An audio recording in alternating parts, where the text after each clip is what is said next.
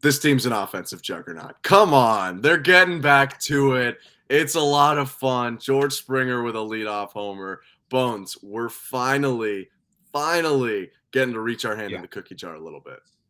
Well, not only that, how about Hyunjin Ryu kind of outdueling Shohei Ohtani? Like what? That was not on my bingo card, but I'm all here for it. Ryu was fantastic. The Jays scored 5 runs off Shohei Ohtani. They won 6-2. We, of course, are going to talk about that game. We're also going to do a He Was a Blue Jay Season 2.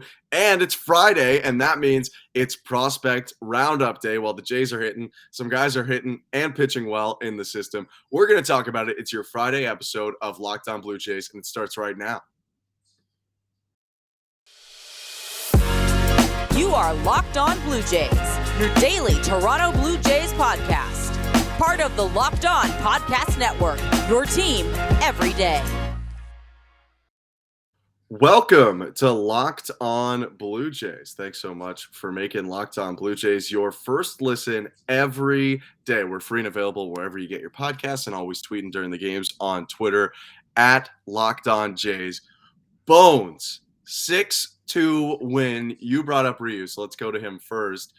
That's his third straight solid start. Since coming off the IL with the forearm soreness, he's been pretty dynamite for the Jays, allowed 3 earned runs in about 15 innings of work. What a boost this is for the team to have Ryu. Maybe not back in full Ryu form, but, good enough. Definitely good enough. Yeah, I mean, that absolutely is good enough if you're going to go 5 innings, 2 earned, I'll take that 100 times out of 100. And I didn't really expect him, these are the kinds of games where you go up against one of the best, nastiest pitchers in baseball, and you kind of say, all right, Hyunjin, I just need you to stay in the game, don't get rocked, and just try to hang with Shohei. And he said, screw that, I'm just going to outduel him. And he did, and I'll take that every day from Hyunjin. King. Yeah, and he doesn't run the pitch count up a ton. They decided to take him out anyway because he was in the middle of third time through the order because he dealt with his fair share of trouble. There were a handful of base hits in his 5 innings of work, actually mostly from the bottom of the order, but a really good job from Ryu. I was a little bit nervous when they sent him back out in the 5th. It was third time through. He had been hit a little bit, and there's no third time through like third time through Trout, Ohtani, Rendon. But he didn't get to Rendon because he struck out Shohei Ohtani for his lone strikeout of the game to end his appearance, which you talk about outdueling Shohei, a strikeout to end it, and then Vladdy comes up in the top half of the 6th and hits a home run. That's about as nail in the coffin for winning a pitching matchup as you're going to get. It was a lot of fun to watch Hyunjin work well. And I'll give you my Ben super stat of the day if you didn't hear it yesterday. Hyunjin Ryu is the best pitcher in the majors against Mike Trout ever. He has now got Mike Trout to 0 for 13 lifetime. He entered yesterday 0 for 10 lifetime, which already was a record for most at-bats versus Trout without a hit. He's extended that to 0 for 13. And he was getting pretty ballsy yesterday with some of the pitches he threw to Trout. He threw some middle in and some high middle fastballs, and he's not packing much more than 90. And for some reason, I think he's got like space in Trout's head. I don't understand it because I thought real estate. Yeah, I thought he was taunting Trout a little bit with those pitches, being like, come on, Mike, you can't hit me at all. And he couldn't. He didn't hit him. He had a fielder's choice. That was the best he did all day. So that was a lot of fun. But what really started the game was George Springer hitting a leadoff home run, his 48th all-time, which is now fourth most. Insane, dude. That's nuts. Crazy. 4th most all-time in Major League history, tied with Ian Kinsler for the 4th most all-time. Throughout the struggles, George has just been so solid for the Jays. Yeah, and you kind of have to view him as a little bit invaluable because when you have a guy at the top of the lineup that is so consistent like he is with the power numbers too, you can just count on him to kickstart the lineup at any given moment. Obviously, he's not going to do that every game, but he's done it plenty this season where he can just kind of step up there and jack one. So you have to view Springer as one of the most valuable parts of this team because he's also a veteran. He's seen it all. He's won a World Series, asterisk or not. And you gotta appreciate what he gives to this team because he is so darn good at the top. And I mean, consistency isn't even a word for it because he's just there every single time without fail. And I feel like that it's like an emotional release against the whole Ohtani wall. Like, you don't know if you're going to be able to hit against Ohtani. Yeah. If you're, a 25-year-old, 23-year-old. Oh, George just hit a home run in the first at bat of the game. This guy is human. And that works for the fans too, because you come into this game and you're thinking like, oh my God, they got to play Ohtani today. Like, God. And then boom, first thing, it's gone. Offense is wide open. Let's hit today, boys, kind of thing. And let me amend. I said it was 6-2 off the top, which is tough for me. It was a 6-3 game. Forgot about that Matt Duffy run at the end, the really important one. But so the Jays go up 1-0. They then have an inning, which they haven't really had before, where they get a single and a double with runners in scoring position in the fourth. The single from Espinal rolled up the middle, the double from Bo to right center field. It also feels like they're starting to break through that wrist wall a little bit. And, the Bo one was a well-hit ball. The Santiago one was not hit hard. Maybe it's just luck turning in the way of the Jays because they were definitely a little unlucky hitting below 200 with runners in scoring position before. Well, they've had bad luck for so long this season that I think at some point the tide had to turn. So I'm not surprised to see that at all. But like, if you look at the top four of the lineup yesterday, like those guys just hit the cover off the ball. Springer 2 hits. Santiago had that clutch hit. Vlad with the hit. 2 from Bichette. So I mean, they were finally hitting the ball the way that everybody needs them to because it kind of seemed for so long that we had to look to other parts of the lineup to see if they could score runs. That further down, is Bradley Zimmer going to do something today? Is Jansen going to hit another home run? Chapman, what can you do? And then the top of the lineup said, all right, we'll take it today. We got it, guys. Don't worry. So that's also massive. And if they can continue to do that, then the Jays lineup starts to be what it was as advertised. And then it changes the entire complexity of the AL East. And you start thinking, okay, maybe the Yankees aren't that good, and the Blue Jays can absolutely catch them. Yeah, who knows? The way Vlad's hitting it, he goes yard off the pull, his second homer. Vlad might be back, but talking about the top of the order, maybe someone who needs to be moved up there. Danny Jansen hit another home run, and we're now 12 games into his season. He's hit 6 home runs. He's also hit 2 singles. Ridiculous. How would you feel about swapping? They had Tapia at the 6th spot because they just wanted to go right, left, right yesterday. Yeah. How do you feel about Danny Jansen versus Matt Chapman? Where should they be in the lineup relative to each other? Because Jansen was lower than Chapman. At some point, you have to. I think that Matt Chapman might need a wake up call. I'm not saying bench him, but bottom of the lineup. You can't because of the defense. Yeah, you can't. Yeah, of course. But bottom of the lineup, sure. But here's the other thing. The only other thing that I'd say can kind of go against that is, do you value having the pop guy at the bottom of the order? Just so when the bottom of the order comes up, you aren't dead in the water, and you can kind of look to Danny Jansen at the 7th spot and be like, we're going to go yard, right? And he's like, yeah. So, I mean, how much do you value that over the analytics that say get your best hitters higher in the lineup so you have them in late game situations? I subscribe to both those beliefs. I like either of them. I like seeing your best hitters at the top of the lineup, but at the same time, having Jansen in that 7 hole, I mean, it opens up the possibility of, all right, you've got your 7, 8, 9 up. A lot of teams are screwed in that position, and they have not a lot of hope for that inning. But if you have Danny Jansen coming up, he can get a run on the board at any given moment. So those are the 2 schools of thought there. But at the same time, if you're going to put him that low, you have a 0 and Matt Chapman batting 5th. So there's a trade-off. Yeah. Yep. It's definitely an interesting back and forth because Danny Jansen is just killing the ball right now. There's a chance that maybe Danny is eating some Built bars, and that's why he's hit so many homers. We've been asking, and Built delivered. Bones, Built granolas are here. How you feeling about it? They are? Built granolas I thought that was still undercover information. I didn't know we were allowed to spill that yet. That's bonkers. And they come in 3 unbelievable flavors: chocolate peanut butter, chocolate coconut, and white chocolate berry. I kind of want to try all three flavors. What would you pick out of those three? I Chocolate mean, I'm peanut butter, going the peanut chocolate butter coconut. flavor. Yeah, I'm going the peanut peanut butter flavor. flavor too.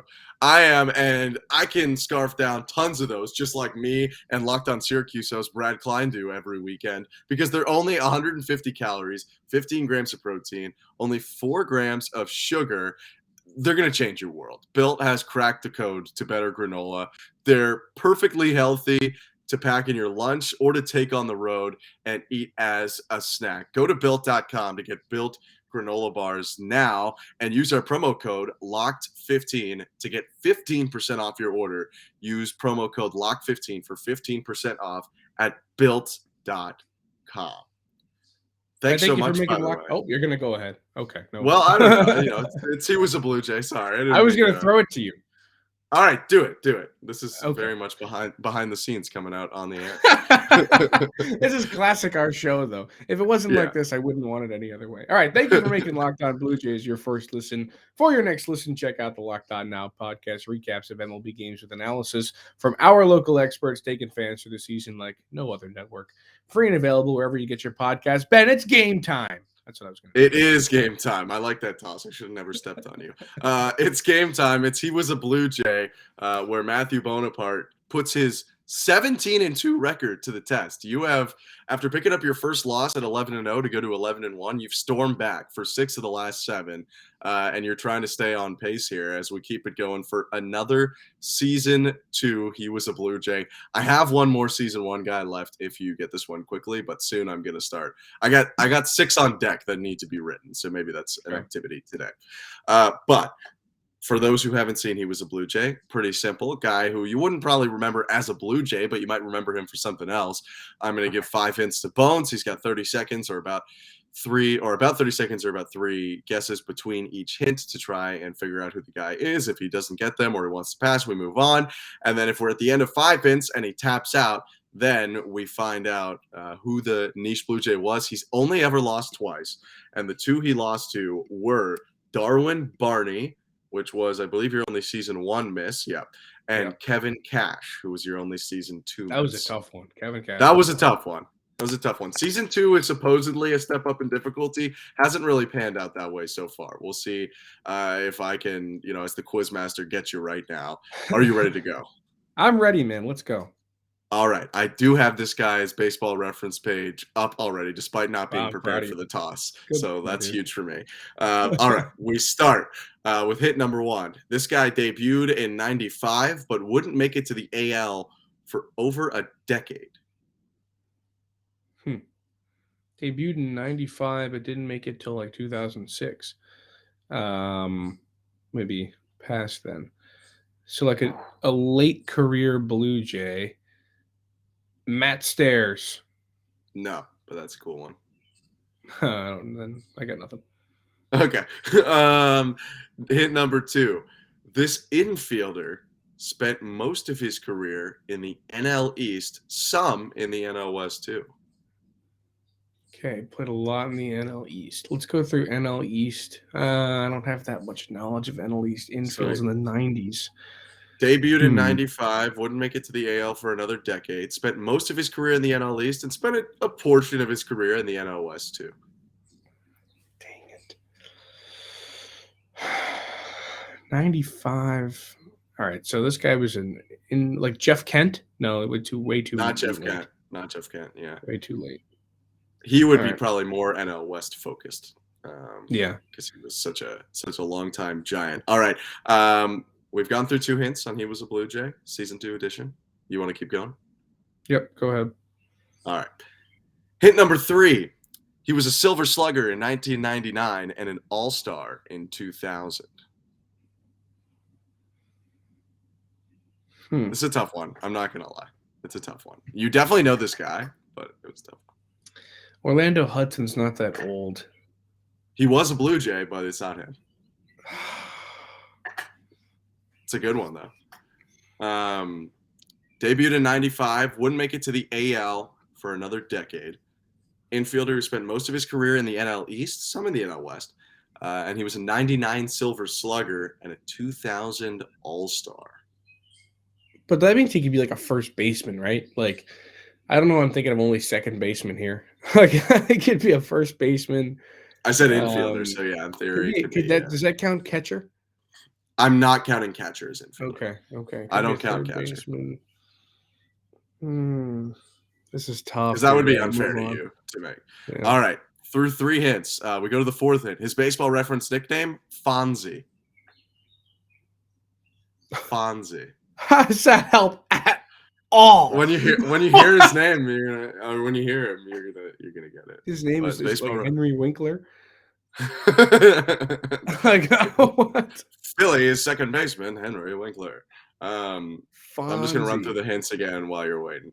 He debuted in 95, but wouldn't make it to the AL for another decade. He's an infielder who spent most of his time in the NL East, a little in the NL West, 99 Silver Slugger, 2000 All-Star, and his baseball reference nickname, which is kind of a crossover of 2 worlds, 2 games coming together for us, is Fonzie. Yeah, it is. Fonzie.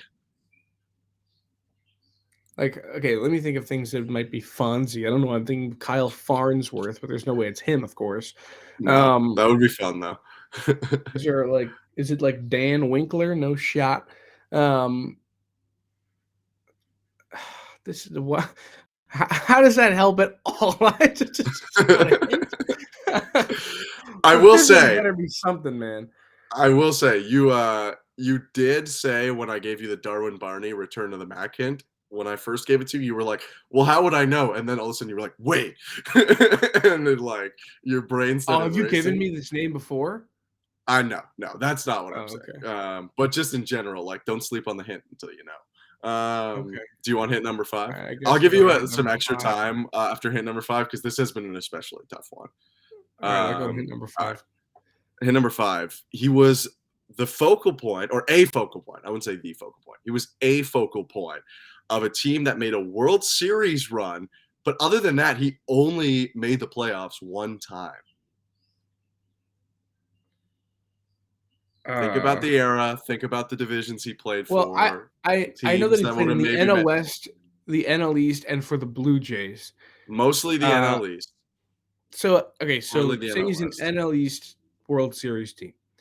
Let's think of NL East World Series teams. It's got to be like the Florida Marlins, right? Like it's the only team it could possibly be, unless it was like 97 or 2003. Or I guess there was the Mets in 2000 as well. But like, other than that,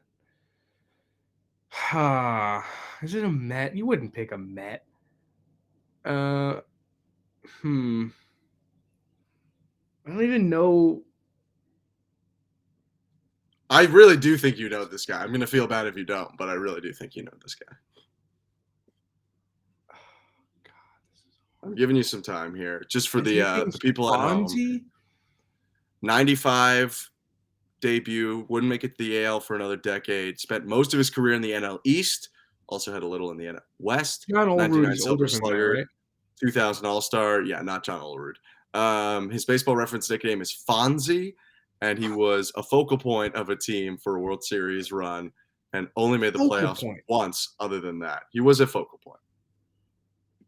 Like maybe he was an all-star on that team. Oh, that helps. Okay. Met in 2000. An infield. If I had to phone a friend, this would be great. If I had to phone a friend, I've got it right now. Our boy Kyle has got it like. If I've got to phone a friend, I've got it right now. 3 hints ago, Kyle's on that. Yeah. I'll give you like 30 more seconds. We're at the 19 minute. Oh, no, I couldn't even name a 2000. Like Piazza's all I got. It's not Piazza, although that would be hilarious if his name was Fonzie.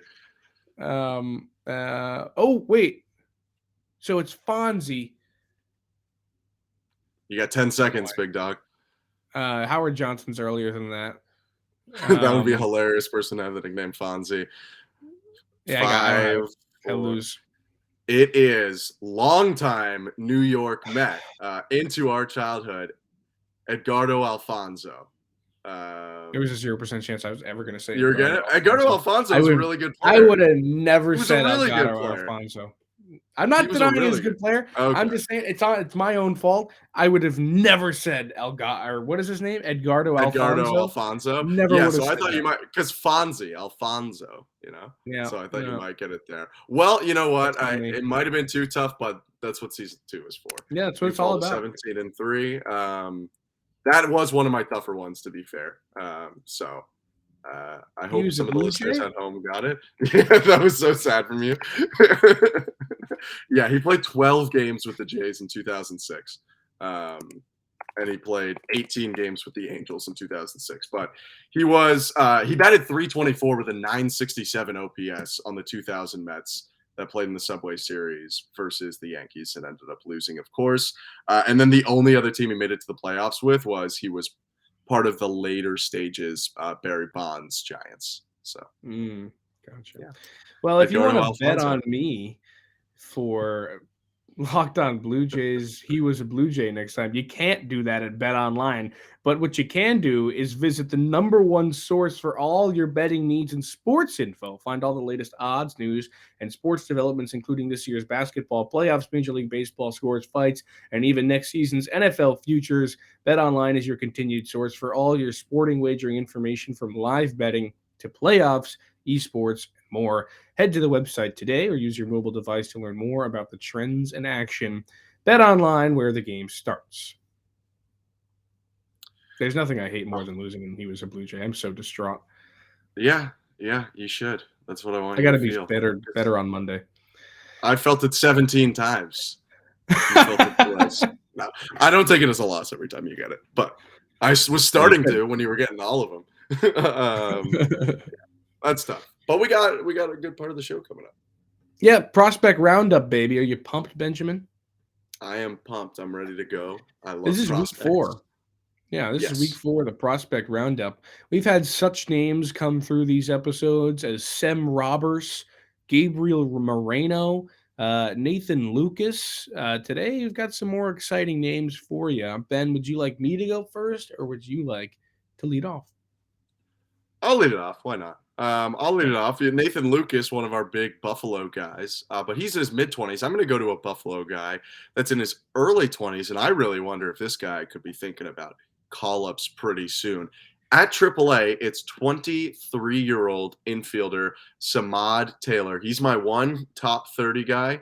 Is Samad Taylor? Well, let me find him. 16 on the top 30. They list him as an infielder outfielder too. So he's got some versatility with his position. But what I want to talk about, is the bat for Samad, which started the season quiet. You go to May 10th, he was hitting 235. But since May 15, that's the streak I wanted to highlight. He has, oh my goodness, we're going to go again. Since May 7, there we go. So on May 4, in May 7, he was hitting 239.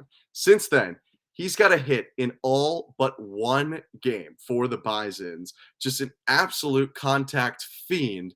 And he's starting to hit for a little bit more power and doing some damage recently. In his last 3 games, 1 against Syracuse and 2 against Colorado, he has 6 base hits in those games.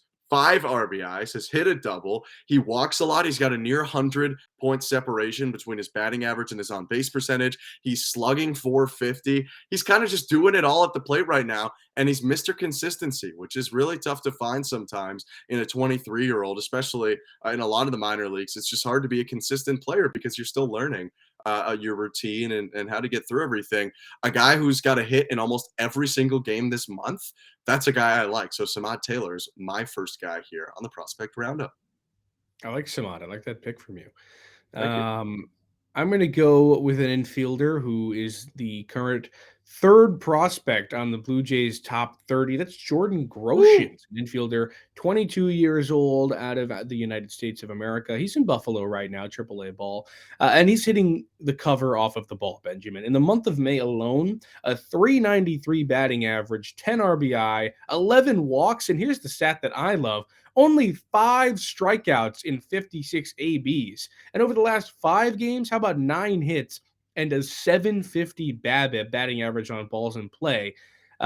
This guy is just raking right now. There are a couple guys on this team, on this bench, namely Kevin Biggio, who continues to struggle in 2022. Give Jordan a shot. I mean, just give the man a shot. Let him play some baseball. I get that he's 22. He's one of your top prospects, but hey, if you gave him a shot, man, I think that the team would greatly benefit from it. And of course, that Kevin adds a lot of that defensive versatility, but maybe you could teach Jordan to play right field. I think he'd be fine. I like Jordan a lot. Groshans, he's that guy right now. And I think that if he continues to play the way he does into June, it's going to be hard to deny him, dude. I mean, he's hitting 393 in May. That's crazy. Yeah, it's pretty nuts. Even for Buffalo has some inflated stats, but no one's just hitting like Ted Williams numbers all the time there. And I will say, Jordan Groshans' name has shown up on the Fan 590 here in Toronto. There are people definitely keeping an eye on the former first-round pick and wondering if he could break in pretty soon. So that's definitely a good look. I don't think we had done Groshans yet, which is almost like a miss on our part because the dude's It is a miss. Absolutely raking at AAA. I'm going to slide off the top 30 and go back down a little bit to some of the lower levels of the minors. Posting up right now with Dunedin at the single A level with a 19-year-old. I like these just legal in Ontario guys. At 19, I had, legal to drink. Thank you very much. Let's not twist my words. Let's just move past that awful joke to Gabriel Martinez, who is an outfielder for the Dunedin Blue Jays in single A, who's had a ridiculous week. Just a ridiculous week. A team leading 455 batting average, 10 hits, 7 runs scored, 4 extra base hits, 9 RBIs in 6 games. He's got multiple hits in 4 out of the last 5 games. He's coming off a 2-homer performance. And for the season, he's batting .292 with an OPS close to 900. He is a really fun guy, a lot of pop. He could probably walk a little more, but he's still getting about that 60-point separation, which is decent. And he's a really consistent contact hitter, especially over the last week where it's starting to get better and better. Martinez is not on the top 30. He was just signed as an international free agent in 2018, all the way back when he was, 15 years old. But now he's 19. He's really starting to come into his own, and he's one of the best hitters on this Dunedin team, really leading the Dunedin Blue Jays right now. So he's my next one off the top 30, Gabriel Martinez. I like that from you. Thank you. That guy he's very good. He is. How about to a guy who was in Dunedin and just got the call up very recently, Cameron Eden? That's kind of funny. He's a center fielder. He also plays the infield, but he's mainly used as a center fielder. 24 years old, United States guy, outside the top 30. Just got called up to Double-A, as I said, but in Single A in Dunedin, he only played 4 games, but he had 6 hits, 2 homers, 4 RBI, and 4 runs scored. So he was kind of a fish out of water in that respect, where he was kind of better than everybody else. In Double-A thus far in 8 games, 10 hits, 4 doubles. All I'm saying is Bradley Zimmer, he's not hitting the ball well. Maybe bring up my guy Cameron, 24 years old. He's got some experience. It's not like he's one of these newborns that's just playing AAA baseball right now. This guy can hit the ball, and I don't see why he shouldn't get a shot. Sure, he's outside the top 30, not one of the highest ranked guys in the system, but I think Cameron Eden totally deserves a shot in the MLB. Maybe not this week, maybe not next week, but at some point, this guy is darn good. Yeah, no, that would be fun. You're coming a lot, like week after week, with the potential call-ups, which I like. I'm trying to use the guys to help the team right now. Yeah, an impact the majors guy, and I'm feeling it. I'm more of the project to the future guy, which is okay. We each got to have our roles. So I'm going to go back down to the Dunedin Blue Jays, if that's okay, at the single A level. Sure, man. We got Matt Swanson, a 23-year-old right-handed pitcher, drafted last year from Lehigh, former Mountain Hawk, one of my favorite nicknames in college. And his numbers are okay. They're pretty good, but they're not like, Ben, why are you prospect roundupping a 23-year-old at single A with a 3.54 ERA? And it's because this guy, it's kind of how good is your good. He runs so hot and then so cold sometimes. He's coming off his 2nd straight scoreless appearance, just went 5 shutout innings with 6 strikeouts. He's thrown his last 8 innings shutout with 11 strikeouts. It's just these 2 starts that are really plaguing him. He has made 7 starts. 5 of them have been shutout appearances. But one time he went up against Rachel Balkovic's Tampa Tarpons, and they dropped 7 earned runs on him. And then one time he gave up 4 earned runs. But other than that, it's shutty. And it's all just these homers that have plagued him in those starts. He's given up 6 homers in the 2 starts where he has allowed a lot of runs. All the other shutout starts, obviously, he has not given up a home run. So he's a guy where if he can just tap into keeping the ball in the park, he doesn't seem to be really hittable. It's just when he leaves the ball up and it gets banged out of the ballpark that he's in trouble. So I wonder if they've kind of found something with him with these last 2 starts. And maybe at 23, he's at an age where they maybe want to start pushing him up off the top 30 guy, someone who they want to get some reps against higher competition and see what they got in Swanson. Yeah, from one great pitcher in the system to another, and a guy that you talked about last week, Dahian Santos. I liked him when you talked about and you put him on my radar. I checked it on the stats today, and his last start was nothing short of spectacular. 5 innings, just 1 hit, no runs, 1 walk, and 8 Ks. 8 Ks in 5 innings and just 1 hit. I mean, come on, man. This guy is dealing. I mean, if you don't have this guy on your big board of Blue Jays prospects to check in on Baseball Reference every now and again, you got to have him on there. I mean, he also did it in just 57 pitches. So it's not like he's strained out there. The efficiency numbers are off the charts, too. And that's something you got to love. This is not really going with my theme of dudes that could be called up tomorrow. But this is a guy that in a couple years, if he continues to improve, could be a guy you're going to see either in the Jays pen if he ends up being a failed starter or a starter. So Dahian Santos, maybe our first 2-week in a row guy, Ben. I believe so. Yeah. I mean, he earned it. Like when you're a starter, you get a start a week pretty much. You have a shot to make it back. Dahian didn't give us a reason to take him off. King Dahian, we appreciate you. And we appreciate you, the listener, for making Locked On Blue Jays your first listen today. Now make your second listen the Locked On MLB podcast. MLB expert Paul Francis Sullivan brings humor, passion, and unique perspective on every team and the biggest stories around the league. Follow the #1 daily league-wide podcast, Locked On MLB, on the Odyssey app, YouTube, and wherever you get your podcasts. Ben and I will be back on Monday to recap the Angels series, or maybe that'll be a recap. And we will also give you a recap of the May games that we selected, that we predicted. So look out for that. Should be exciting. We'll see you then.